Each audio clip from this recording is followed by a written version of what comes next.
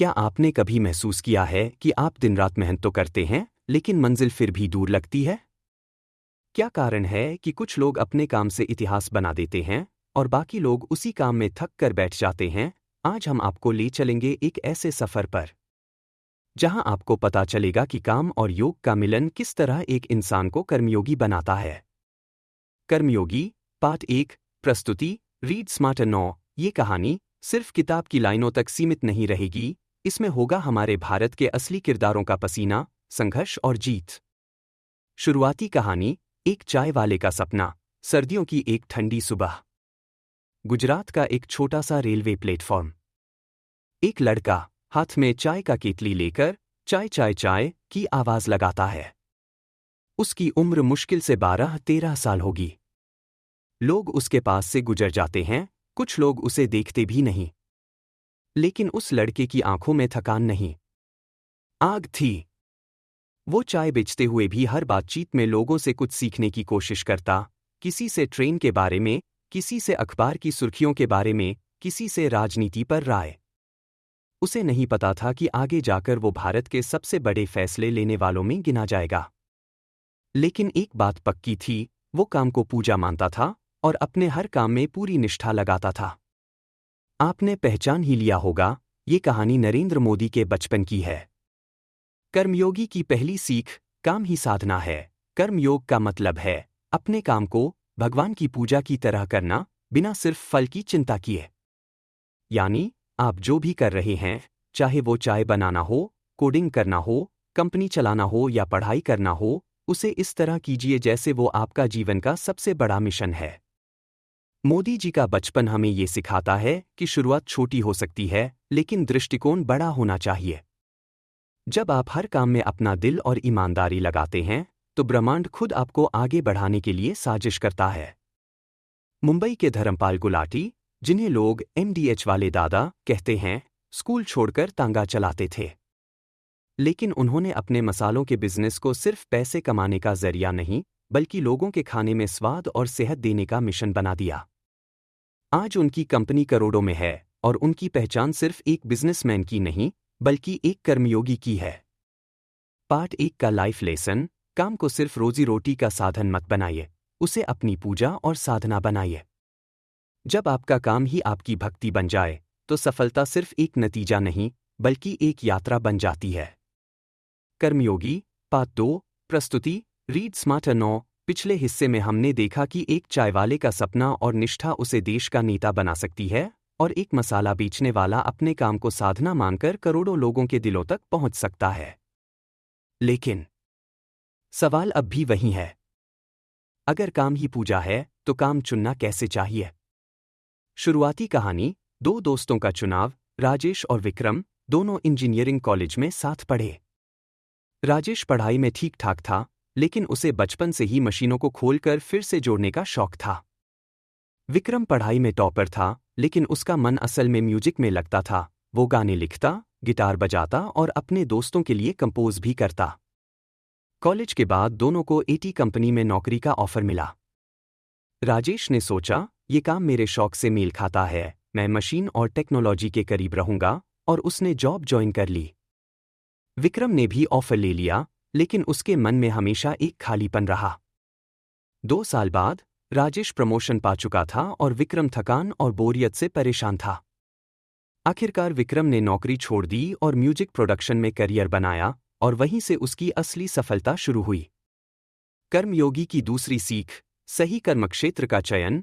कर्मयोग में सिर्फ मेहनत नहीं, दिशा भी जरूरी है।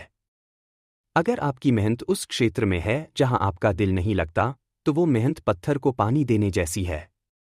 सही कर्मक्षेत्र चुनने के लिए 3 सवाल पूछें। 1. क्या ये काम मेरे मूल स्वभाव से मेल खाता है? 2. क्या मैं इसे लंबे समय तक बिना ऊब के कर सकता हूं? 3. क्या इसमें सिर्फ पैसा नहीं, बल्कि अर्थ भी है? रियल लाइफ उदाहरण, PV सिंधु।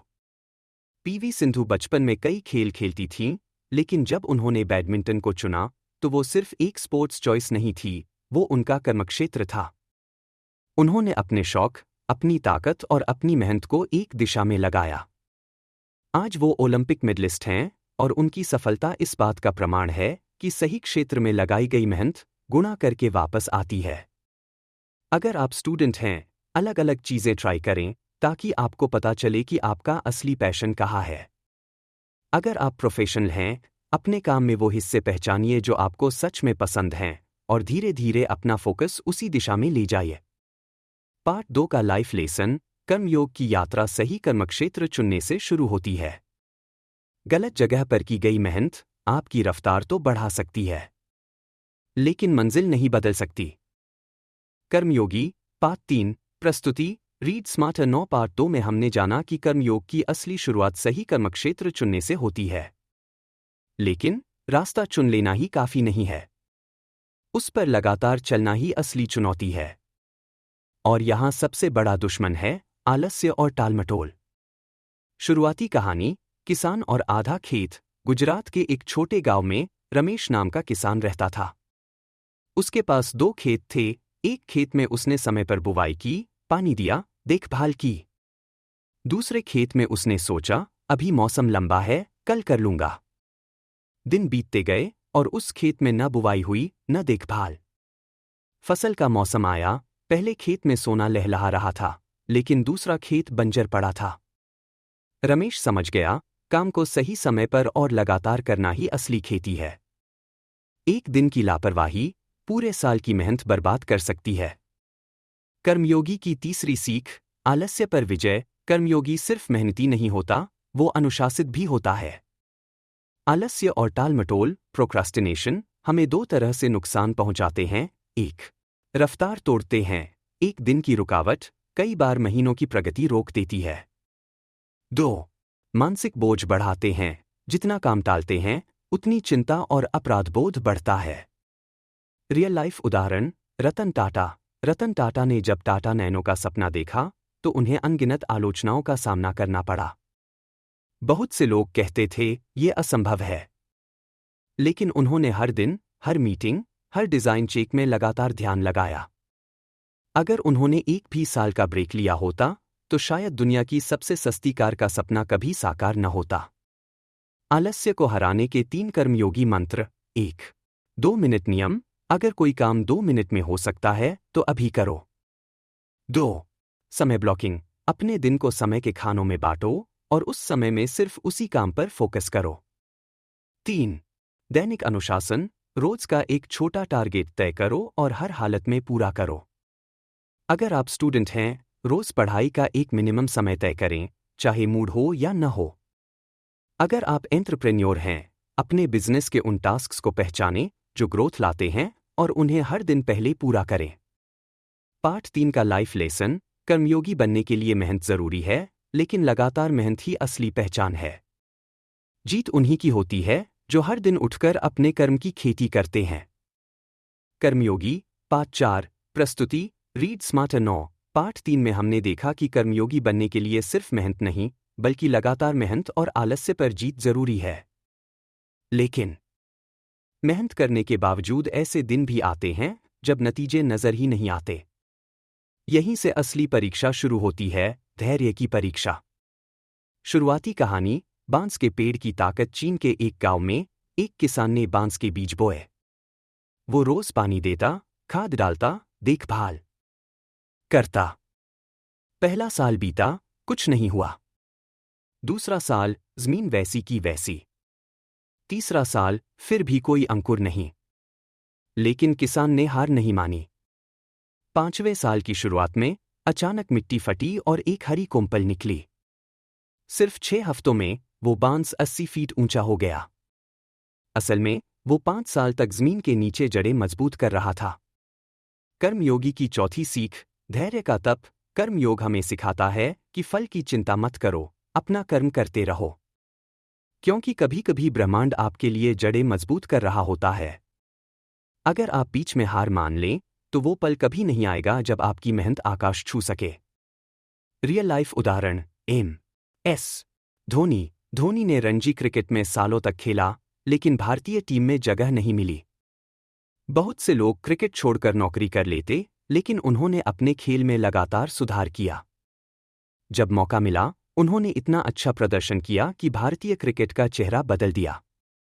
अगर उन्होंने शुरुआती असफलताओं में धैर्य नहीं रखा होता तो हम कैप्टन कूल को कभी नहीं देख पाते। धैर्य बनाए रखने के 3 कर्मयोगी तरीके। 1. प्रक्रिया पर फोकस करें, नतीजे पर नहीं, रोज थोड़ा थोड़ा आगे बढ़ना ही जीत है। 2. अपने क्यों को याद रखें, जब हिम्मत टूटे, याद करें कि आपने शुरुआत क्यों की थी। 3. छोटी जीत का जश्न मनाएं, इससे मन में ऊर्जा बनी रहती है। स्टूडेंट हों तो मार्क्स के बजाय रोज की पढ़ाई की प्रगति पर ध्यान दें। एंटरप्रेन्योर हों तो महीने के टारगेट की जगह रोज की प्रोडक्टिविटी को ट्रैक करें। पार्ट 4 का लाइफ लेसन। कर्मयोगी वो नहीं जो जल्दी जीत जाता है, कर्मयोगी वो है जो जीत आने तक हार नहीं मानता। कर्मयोगी पार्ट 5। प्रस्तुति रीड स्मार्टर 9। पार्ट 4 में हमने सीखा कि कर्मयोगी बनने के लिए धैर्य सबसे बड़ा हथियार है। लेकिन जिंदगी में ऐसे पल आते हैं जब तूफान इतना बड़ा होता है कि धैर्य भी कांपने लगता है। यहीं से असली कसौटी शुरू होती है, विपरीत परिस्थितियों में स्थिर रहना। शुरुआती कहानी, मछुआरे का तूफान। केरल के एक छोटे तटीय गांव में एक मछुआरा, मनोज, रोज अपने छोटे से नाव पर मछली पकड़ने जाता था। एक दिन समुद्र में अचानक तूफान आ गया। लहरें नाव को उछालने लगीं, आसमान काला हो गया और हवा ऐसी चली कि आंखें खुली रखना मुश्किल हो गया। बाकी नावें किनारे लौटने लगीं, लेकिन मनोज जानता था कि बीच में मोड़ने से नाव पलट सकती है। उसने दिशा नहीं बदली, बल्कि नाव को सीधा लहरों की ओर रखा। कई घंटों की जद्दोजहद के बाद वो सुरक्षित किनारे पहुंचा। उस दिन उसने सीखा, तूफान से बचने का सबसे अच्छा तरीका है उससे भागना नहीं, बल्कि उसका सामना करना। कर्मयोगी की 5वीं सीख, स्थिरता की ताकत। कर्मयोग में स्थिरता का मतलब है हालात चाहे कैसे भी हों, अपने मूल्यों और लक्ष्य से न डगमगाना। अगर आप हर समस्या में दिशा बदलते रहेंगे तो कभी मंजिल तक नहीं पहुंच पाएंगे। रियल लाइफ उदाहरण, डॉक्टर APJ अब्दुल कलाम। जब पोखरण परमाणु परीक्षण की तैयारी हो रही थी, तब दुनिया की कई शक्तियां भारत पर दबाव डाल रही थीं। हर तरफ विरोध, धमकियां और प्रतिबंध की आशंका थी। लेकिन DR कलाम और उनकी टीम स्थिर रही। उन्होंने बिना शोर शराबे के एक एक कदम आगे बढ़ाया और आखिरकार वो दिन आया जब भारत ने अपना परचम लहराया। विपरीत परिस्थितियों में स्थिर रहने के 3 कर्मयोगी तरीके। 1. समस्या को स्वीकार करें, भागने से डर बढ़ता है, सामना करने से हिम्मत। 2. मूल्यों को एकड़ बनाएं, कठिन समय में अपने सिद्धांतों को पकड़कर रखें। 3. दीर्घकालिक दृष्टि रखें, सोचें कि ये चुनौती 5 साल बाद कितनी बड़ी दिखेगी। स्टूडेंट्स, परीक्षा में कठिन पेपर आने पर घबराएं नहीं, जो आता है पहले उसे लिखें। एंटरप्रेन्योर्स, मार्केट में मंदी आने पर घबराकर बिजनेस मॉडल न बदलें, बल्कि स्थिर रहकर सुधार करें। पार्ट 5 का लाइफ लेसन। कर्मयोगी वो है जो तूफान में भी अपनी नाव को सही दिशा में रखता है। कर्मयोगी पार्ट 6। प्रस्तुति रीड स्मार्टर 9। पार्ट 5 में हमने देखा कि कर्मयोगी विपरीत परिस्थितियों में भी स्थिर रहता है और अपने मूल्यों से नहीं डगमगाता। लेकिन एक सच्चे कर्मयोगी का काम सिर्फ खुद तक सीमित नहीं होता। वो दूसरों के लिए भी रास्ता दिखाने वाला दीपक बनता है। शुरुआती कहानी, गांव का पुल। मध्य प्रदेश के एक छोटे से गांव में बरसात के समय नदी इतनी उफान पर आती थी कि बच्चे स्कूल नहीं जा पाते थे। गांव के लोग सालों से यही मान चुके थे कि बारिश में पढ़ाई रुकना ही है। एक दिन मोहन नाम के एक युवक ने ठान लिया कि ये हालात बदलेंगे। उसने अपने दोस्तों के साथ मिलकर लकड़ी और रस्सियों से एक अस्थायी पुल बनाया। बारिश में भी बच्चे स्कूल जाने लगे। मोहन ने सिर्फ अपनी सोच नहीं बदली, उसने पूरे गांव की सोच बदल दी। उसका कर्म दूसरों के लिए प्रेरणा बन गया। कर्मयोगी की 6ठी सीख, प्रेरणा का स्रोत बनना। कर्मयोगी जानता है कि उसका कर्म उसके आसपास के लोगों के जीवन को भी छूता है। वो समझता है कि लीडरशिप का मतलब हुक्म चलाना नहीं, बल्कि उदाहरण बनना है। रियल लाइफ उदाहरण, सोनू सूद। कोविड-19 महामारी के दौरान जब लाखों प्रवासी मजदूर अपने घर जाने के लिए परेशान थे, सोनू सूद ने अपनी पूरी ताकत और संसाधन लगा दिए। उनका मकसद नाम कमाना नहीं, बल्कि अपना कर्म इस तरह करना था कि हजारों लोग राहत महसूस करें। आज भी लोग उन्हें सिर्फ एक एक्टर नहीं, बल्कि एक प्रेरणा स्रोत के रूप में देखते हैं। प्रेरणा का स्रोत बनने के 3 कर्मयोगी तरीके। 1. अपनी सफलता की कहानी छुपाएं नहीं, साझा करें ताकि दूसरे भी सीखें। 2. छोटी मदद भी पूरी निष्ठा से करें, आपके लिए छोटी, किसी के लिए जीवन बदलने वाली हो सकती है। 3. दूसरों की जीत का जश्न मनाएं, प्रेरणा सिर्फ शब्दों से नहीं, भावनाओं से भी दी जाती है। स्टूडेंट्स, अपने जूनियर्स को पढ़ाई में गाइड करें, क्योंकि आपकी एक टिप उनका करियर बदल सकती है। एंटरप्रेन्योर्स, अपने नेटवर्क में दूसरों के बिजनेस को बढ़ावा दें, क्योंकि इससे इकोसिस्टम मजबूत होता है। पार्ट 6 का लाइफ लेसन। सच्चा कर्मयोगी वो है जो अपनी रोशनी से दूसरों का रास्ता भी उजाला करता है। कर्मयोगी पार्ट 7। प्रस्तुति रीड स्मार्टर 9। पार्ट 6 में हमने जाना कि सच्चा कर्मयोगी सिर्फ खुद नहीं जीतता, बल्कि दूसरों को भी प्रेरणा देता है। लेकिन प्रेरणा और सफलता दोनों एक खतरे के साथ आते हैं, अहंकार। अगर अहंकार आ जाए तो कर्मयोग का संतुलन टूट जाता है। शुरुआती कहानी। सोने का ताज। राजस्थान के एक छोटे राज्य में एक राजा ने युद्ध जीतने के बाद अपने सैनिकों को बुलाया। सैनिकों ने कहा, महाराज, ये जीत आपकी रणनीति की वजह से हुई। राजा मुस्कुराया और बोला, नहीं, ये जीत उन किसानों की वजह से हुई जिन्होंने अनाज उगाया, उन लोहारों की वजह से जिन्होंने हथियार बनाए, और उन सैनिकों की वजह से हुई जिन्होंने लड़ाई लड़ी। मैं तो बस उनका सेवक हूं। उस दिन से लोग उन्हें जनसेवक राजा कहने लगे। उन्होंने जीत को अपने सिर का ताज नहीं, बल्कि सबके माथे का सम्मान बना दिया।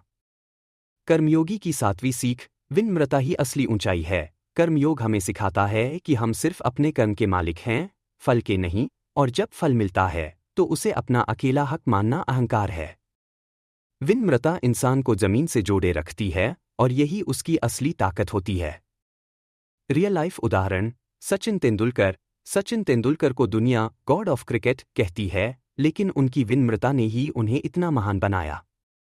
करोड़ों रन बनाने के बावजूद वे हर बार कहते थे, मैं अपने देश के लिए खेलता हूं और मेरा हर शॉट टीम के लिए है। उनकी यही सोच उन्हें सिर्फ एक खिलाड़ी नहीं, बल्कि कर्मयोगी बनाती है। अहंकार से बचने के 3 कर्मयोगी तरीके। 1. टीम और सहयोगियों को श्रेय दें, क्योंकि सफलता कभी अकेले नहीं आती। 2. सीखने की भूख बनाए रखें, मान ले कि अभी भी आप सीखने वाले हैं। 3. सेवा का भाव रखें, अपनी ताकत का इस्तेमाल दूसरों के भले के लिए करें। स्टूडेंट्स, अच्छे मार्क्स आने पर भी अपने टीचर्स और साथियों का सम्मान करें। एंटरप्रेन्योर्स, बिजनेस ग्रोथ होने पर भी टीम और ग्राहकों को धन्यवाद कहना न भूलें। पार्ट 7 का लाइफ लेसन। कर्मयोगी के लिए असली ताज विनम्रता है, जो उसे हर ऊंचाई पर जमीन से जोड़े रखता है। भाग 8। कर्मयोगी की अमर यात्रा अंत। जो एक नई शुरुआत है। कहानी की शुरुआत। वाराणसी के घाट पर सुबह का सूरज उग रहा था। गंगा की लहरों पर सुनहरी किरणें नृत्य कर रही थीं। एक युवा साधक, जिसने पिछले कई वर्षों तक अपने जीवन को कर्मयोग की राह पर साधा था, गंगा किनारे बैठा था। उसके पास एक डायरी थी जिसमें उसके संघर्ष, असफलताएं, जीत और सीखे गए सबक दर्ज थे। आज वह आखिरी पन्ना लिखने वाला था, लेकिन वह जानता था, यह अंत नहीं, बल्कि एक नई शुरुआत है। मुख्य संदेश। कर्मयोग हमें यह सिखाता है कि हमारा असली उद्देश्य सिर्फ अपनी सफलता नहीं, बल्कि समाज में सकारात्मक बदलाव लाना है। भगवद गीता में कहा गया है, स्वधर्मे निधन श्रेय, परधर्मो भयावह, यानी अपने कर्म को निडर होकर करना दूसरों की राह अपनाने से श्रेष्ठ है। भारतीय उदाहरण। डॉ. ए.पी.जे. अब्दुल कलाम, जिन्होंने न सिर्फ वैज्ञानिक के रूप में देश को मिसाइल टेक्नोलॉजी दी, बल्कि राष्ट्रपति बनकर करोड़ों युवाओं को सपने देखने और उन्हें पूरा करने की प्रेरणा दी। उनका जीवन यह साबित करता है कि कर्मयोगी अपने कार्य के माध्यम से आने वाली पीढ़ियों को रोशनी देता है। स्वामी विवेकानंद, जिन्होंने युवाओं से कहा था, उठो, जागो और तब तक मत रुको जब तक लक्ष्य प्राप्त न हो जाए। जीवन का अंतिम सबक। कर्मयोग का मतलब है बिना फल की चिंता किए, पूरी ईमानदारी, निष्ठा और प्रेम से अपना काम करना। अगर आपका काम सिर्फ आपकी तनख्वाह या फायदों के लिए नहीं, बल्कि समाज, देश और आने वाली पीढ़ियों के लिए है, तो आप सच्चे कर्मयोगी हैं। जब वह युवा साधक अपनी डायरी बंद करता है, तो उसके होठों पर एक हल्की मुस्कान होती है। वह जानता है उसके कर्म की कहानी अब सैकड़ों, हजारों, लाखों जिंदगियों में गूंजेगी। और शायद अगला कर्मयोगी आप ही हो। दोस्तों, अगर इस यात्रा में आपने कोई भी सीख, कोई भी चिंगारी महसूस की है, तो आज ही अपने जीवन में पहला कर्मयोगी कदम उठाइए। किसी की मदद कीजिए, अपने काम को पूरी निष्ठा से कीजिए और अपने सपनों को समाज के सपनों से जोड़िए। क्योंकि जब आप कर्मयोग की राह पर चलते हैं, तो सिर्फ अपनी किस्मत नहीं, पूरी दुनिया की दिशा बदल देते हैं। दोस्तों, कर्म ही हमारी असली पहचान है और कर्मयोगी वही है जो अपने सपनों को कर्म से सच करता है। आज की इस यात्रा में आपने जाना कि कैसे कठिनाइयों के बीच भी सही सोच और सही दिशा हमें सफलता की ओर ले जाती है। अगर आपको यह कहानी पसंद आई हो, तो इसे लाइक ज़रूर करें, अपने दोस्तों के साथ शेयर करें और चैनल रीड स्मार्टर 9 को सब्सक्राइब करें, ताकि अगली प्रेरणादायक कहानी आप तक सबसे पहले पहुंचे। कर्म की राह लंबी है, लेकिन हर कदम आपको मंजिल के करीब ले जाता है। याद रखिए, आप भी एक कर्मयोगी बन सकते हैं। बस शुरुआत आज से करें। मिलते हैं अगले वीडियो में। तब तक keep reading, keep growing with read smarter 9।